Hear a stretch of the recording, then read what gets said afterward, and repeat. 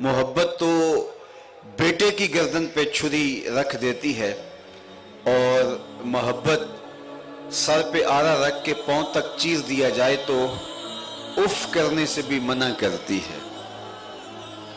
ज़ेर शमशीर सितम मीर तड़पना कैसा, ज़ेर शमशीर सितम मीर तड़पना कैसा, सर भी तस्लीम मोहब्बत में हलाया ना गया।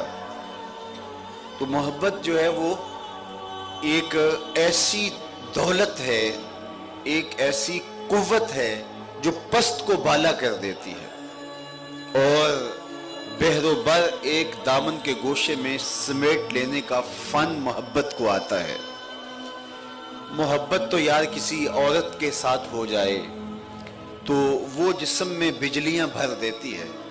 मोहब्बत का नशा तो इक़्तिदार के लिए पैदा हो जाए तो लोग दिन रात एक कर देते हैं। मोहब्बत तो दौलत कमाने की पैदा हो जाए तो रातों की नींदें उचाट लेती है और परदेस की खाक छानने पे मजबूर कर देती है। मोहब्बत तो किसी की भी हो जाए तो वो तबीयत के अंदर एक तवानाई पैदा कर देती है और अगर दिल को मोहब्बत मरकज़ मोहब्बत ज़ात रिसालत माब से हो जाए सल्लल्लाहु अलैहि वसल्लम तो फिर इसमें कितनी तवानाई होगी, इसमें कितनी ताकत होगी। जब ज़ात रिसालत माब सल्लल्लाहु अलैहि वसल्लम से मोहब्बत पैदा होती है तो फिर उहद, बदर और हनैन के हंगामे बपा होते हैं और पत्थरों और पहाड़ों से टकराने की बंदा हिम्मत पा लेता है और बहरो बर पर छा जाने का एक अज़म और इरादा उसके अंदर पैदा होता है। तो मैं और आप इस मोहब्बत के अमीन हैं। अल्लाह ने हमारे सीने में ये मोहब्बत रखी है। ये मोहब्बत कब की है हमारे सीने में? जब से ईमान है तब से मोहब्बत है और ईमान के साथ ये मोहब्बत रूह में उतरती है। ये सीखी नहीं जाती बल्कि ईमान का लाजिमा है। जब ईमान आएगा तो साथ मोहब्बत भी लाजमी आएगी। समामा बिन असाल यमामा का सरदार है तो सहाबा ने उसको पकड़ के मस्जिद नबवी के सुतून के साथ बांध दिया। आका करीम हुजरा अनवर से आए और देखा कि यमामा का सरदार समामा बिन असाल बंधा हुआ है तो कहा कि सुनाओ क्या हाल है। तो उसने 3 बातें कही। अगर आप मुझे कत्ल करेंगे तो मैं एक खूनी शख्स हूँ, मेरा कत्ल रायगा नहीं जाएगा। अगर आप मेरे इवज़ में कोई माल लेना चाहें तो आप हुक्म करें, मैं कंगाल शख्स नहीं हूँ कि माल पेश न कर सकूँ।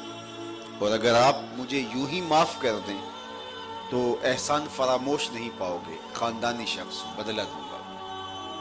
हुजूर ने कुछ नहीं कहा, तशरीफ़ ले गए। दूसरे दिन फिर आए और फिर रुके और कहा समामा क्या हाल है। तो उसने फिर यही 3 बातें कही।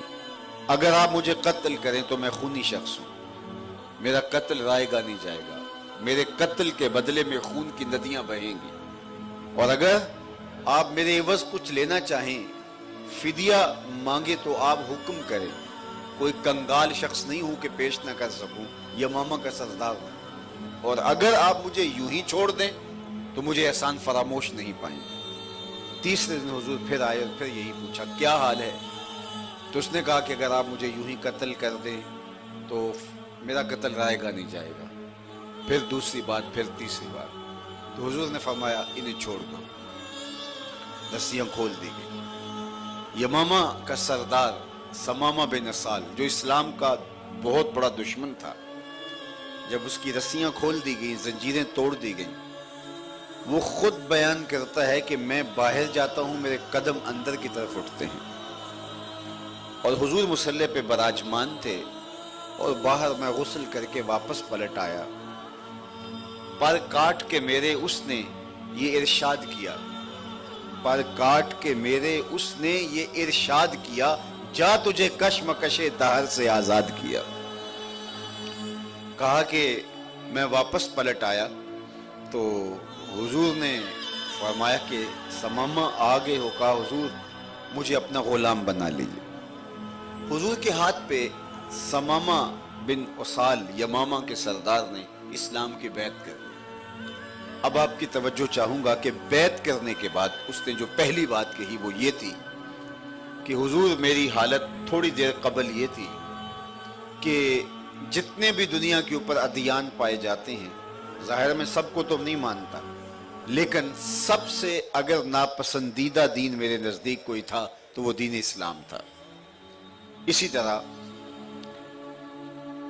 حضور علیہ الصلوۃ والسلام کے حوالے سے اس نے بات کہی کہ آپ کے حوالے میں میرے دل کے اندر جو جذبات تھے وہ اچھے نہیں تھے۔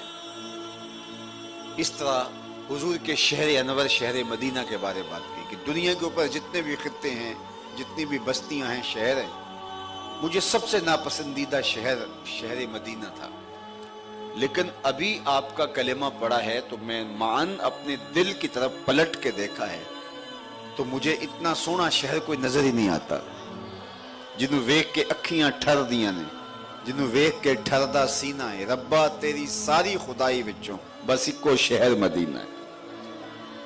اور جتنے بھی دنیا کے اوپر مذاہب ادیان پائے جاتے ہیں، سب سے پیارا دین اگر مجھے لگتا ہے تو وہ دین اسلام، اور یہی بات اس نے حضور کے چہرہ انور کے بارے میں کہی۔ اب ثمامہ بن اسال جس کے جذبات تھوڑی دیر پہلے یہ تھے، اب اسلام لانے کی دیر تھی، ایمان کا نور اندر اترا، تو جب اندر اتر کر کے دیکھا تو فوراً اندر بدلاؤ نظر آیا اور حالت تبدیل دیکھی تو معلوم ہوا جب ایمان دل میں اترتا ہے تو محبت رسول بھی اتر جاتی ہے۔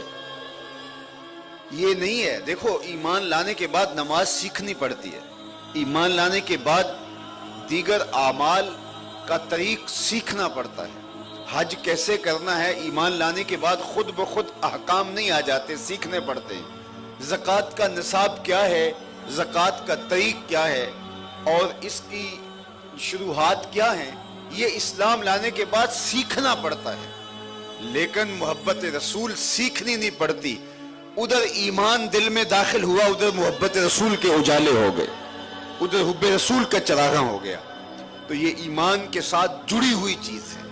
اور اسی طرح اگر کسی کے سینے سے محبت رسول نکل گئی تو آپ سمجھ لو کہ اس کے سینے سے ایمان بھی نکل گیا۔ ایمان اور حب رسول یہ دو جڑواں چیزیں ہیں، یہ جڑی ہوئی چیزیں۔ اور اگر آپ مجھے پوچھیں کہ ہمیں اسلام کا خلاصہ بتاؤ تو ایک ہے کہ اس کے لیے الگ ایک جلسہ کیا جائے کہ اسلام کیا ہے، لیکن اگر دو لفظوں میں پوچھنا چاہو تو میں اقبال کا لہجہ ادھار لے لوں گا۔ انہوں نے کہا دین سراپا سوختن اندر طلب، انتہائش عشق آغازش ادب۔ طلب محبوب میں تڑپنے کا نام دین ہے، ادب سے شروع ہوتا ہے عشق پہ ختم ہو جاتا ہے۔ دین کا آغاز ادب سے ہوتا ہے اور دین کی انتہا عشق پہ ہوتی ہے۔ جو دین عشق سے خالی ہے وہ دین دین ہی نہیں ہے، بلکہ اقبال نے تو کہا عشق ہی ابتدائے ذات، عشق ہی انتہائے ذات، عشق نہ ہو تو شرح دی بت کدا تصورات۔ ہم کعبے کے سامنے کھڑے ہو کے سجدہ ریز ہوتے ہیں اور ایک کافر بھی بت کے سامنے سجدہ کرتا ہے، یہ درمیان میں رشتہ عشق نکال دیا جائے تو کیا فرق باقی بچے گا؟ اس لیے ہمارا ربط اور رشتہ جو رب سے عشق کا ہے، اس کے رسول سے محبت کا ہے، وہ ہمیں ممتاز کرتا ہے، ورنہ دین محض رسمیں رہ جائے، دین کے پلے کچھ بھی نہ رہے اگر وہ رشتہ محبت نہ ہو۔